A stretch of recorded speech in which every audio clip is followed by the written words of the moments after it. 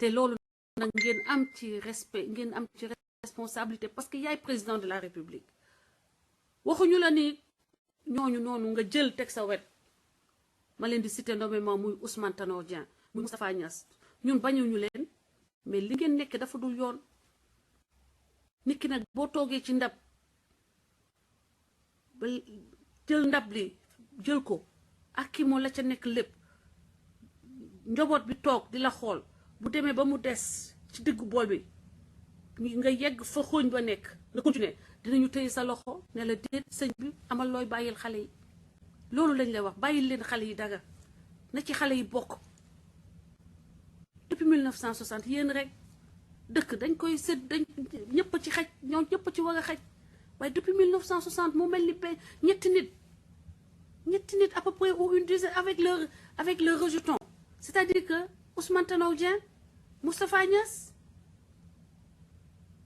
avec ñi nga xam ni ñoom la ñu sponsorisé Djibo Ka avec tout ce qui passe par eux c'est-à-dire Sénégalais quelles que soient tes compétences boo jaarul ci ñett nit ñooyu tu es voué à l'immigration ou à être un commis qui n'aura jamais ce qu'il mérite loolu la ñuy wax ni mënut a continuer loolu la ñu bëgg mu dañ parce que du noonu la ñuy développer un pays et la preuve depuis 1960 on en est toujours là malgré toutes les ressources qu'on a découvertes dans ce pays que vous auriez dû gérer dès le départ puisque vous êtes un expert dans le domaine autrement mais vous avez voulu perpétuer ce système vous avez voulu prendre le dessus sur ce système pas en l'anéantissant mais en l'exploitant au maximum pour vous et ça c'est quelque chose qui est condamnable parce que Sénégalais bu ñu xam ni que am nañu pétrole éducation quel que soit moyen bi ñu ko amee dem nañu ba léegi mën a xoolal suñu bopp yenn yu bëri donc vous n'avez pas besoin du sponsoring de la France mais vous avez besoin du sponsoring de votre peuple Assane Diouf a prouvé qu'on pouvait avoir le peuple pour lui pour soi en se mettant debout pour les intérêts de ce peuple. Assane Diouf vous l'a montré et vous avez vu l'adhésion. Et ça, je vous l'ai dit depuis 2012. Que vous pouvez avoir le peuple. Si vous êtes là pour le peuple, vous aurez le peuple. On entre dans le cœur d'un peuple en bâtissant. On entre dans le cœur d'un peuple en posant des actions concrètes, visibles, pas le discours, le verbiage inutile qu'on nous sert. Parce que ça ne peut pas nous leurrer. Parce que pendant que vos communicants parlent, nous, on parle aussi. Et on arrive à 2-3 personnes à anéantir toute l'armée, tout ce que fait l'armée de communicants que vous avez et que vous payez inutilement. Et ça, j'avais averti. Moustapha Niasse, ñeneen ak ñeneen soxlawoo leen woon yow Macky Sall yàlla moo la defaloon loolu yàlla moo la defaloon yow Assane Diouf ni mu mel tey nekk héros yow yaa woon nekk héros Sénégal te loolu yàlla daf la defaloon lépp pour que ce soit comme ça parce que ère boobu moo jot Sénégal ère u teg les fondements d'une nation solide prospère équitable moo jot te yow ba nga refusé la yàlla teg Assane Diouf teg ay nit ñu mën a jàppale Assane Diouf loolu taxaw nga xam ni que peuple sénégalais bi xëy na ils peuvent dormir mais ils ne renoncent pas à ce qui est li ñu moom duñ ci renoncer tout duñ ci dellu gannaaw.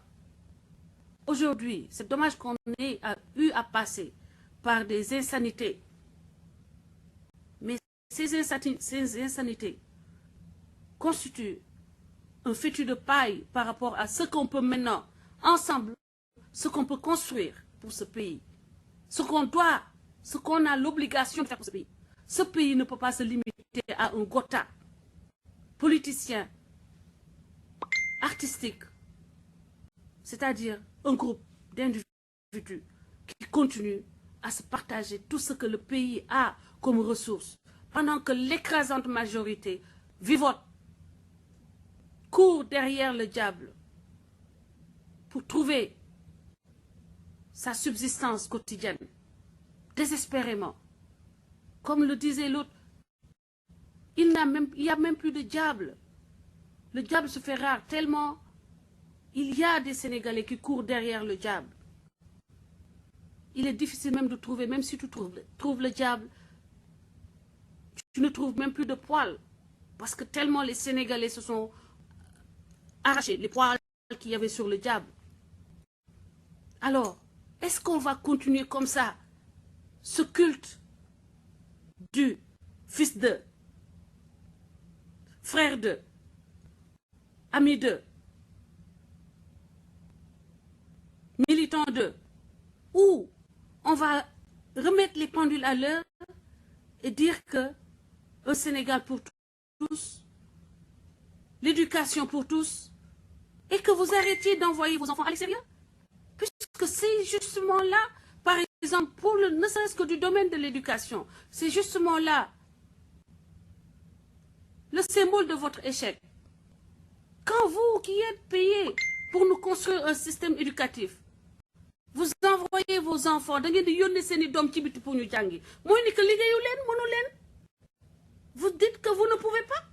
Parce que si vous faisiez ce que vous êtes censé faire, les moyens sont là, puisque vous arrivez à prendre ces moyens pour avoir des maisons à l'étranger, un peu partout, des palaces un peu partout au Sénégal. Prenez les moyens, mettez-les dans l'éducation afin que vous n'ayez pas à envoyer vos enfants à l'étranger.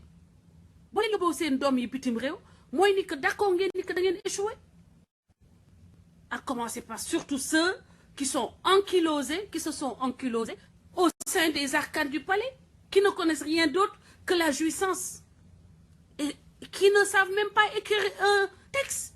Tellement ils ont même délégué leur cerveau à quelqu'un d'autre pour que leur cerveau même, ils ont la paresse d'utiliser leur cerveau. Mais tout ça, c'est des problèmes que vous connaissez, Monsieur le Président. Aujourd'hui, Assane Diouf est au Sénégal. Le combat continuera. C'est soit on combat ensemble, toutes nos énergies, on les met au service du Sénégal, ou bien toutes nos énergies, on les mettra à s'auto-combattre, à se combattre entre nous, entre Sénégalais, entre communautés. La misère est grande. La misère est tellement grande que les gens sont devenus aigris, méchants. On te dispute même des lives, on se dispute des lives. Les gens se disputent. La personne qui met sa caméra et qui parle, on lui dispute même le droit qu'il est. Quel est le droit de s'asseoir devant sa caméra et parler et que les gens l'écoutent? Ça veut dire qu'on est malade. Il faut qu'il y ait de vrais changements. Et c'est entre vos mains, Monsieur le Président de la République. Et vous avez là une occasion extraordinaire. Partagez une vidéo. Excusez-moi, j'ai mal à la tête parce que je dors pas très bien. Et mais les mamans invité parce que demain am ñoo xamné dama leen bëgg wo ñu bokk ci ñu wax ci live bi après ma ubbi la parole. Tay dama bëgg dugal Cheikh Alassane Sène. Ouais. Dama bëgg dugal Cheikh Alassane Sène mu wax ci li situation bi nga xamné si le Sénégal nek nous sommes arrivés à un point où il faut que le président de la République reprenne en main son peuple. Quel que soit